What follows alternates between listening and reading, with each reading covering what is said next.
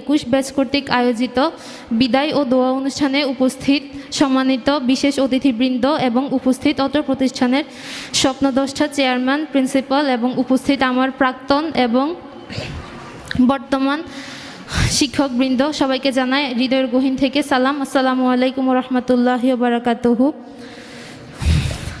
অন্তরের গহীন থেকে আরও ধন্যবাদ জ্ঞাপন করছি যারা তাদের অনেক মূল্যবান সময় আমাদেরকে দিয়ে আমাদের অনুষ্ঠানটাকে আলোকোজ্জ্বল করেছেন। রাসূল সাল্লাল্লাহু আলাইহি ওয়াসাল্লাম বলেছেন, মাল্লাম ইয়াশকুরিন নাস লাম ইয়াশকুরিল্লাহ। যে মানুষের শুকরিয়া আদায় করতে জানে না, সে আল্লাহর শুকরিয়া আদায় করতে জানে না। প্রিয় উপস্থিতি, আজ অত্যন্ত দুঃখ ভারাক্রান্ত মন নিয়ে আমি সুলতান ইয়াসমিন তুনাজ আপনাদের সামনে হাজির হয়েছি।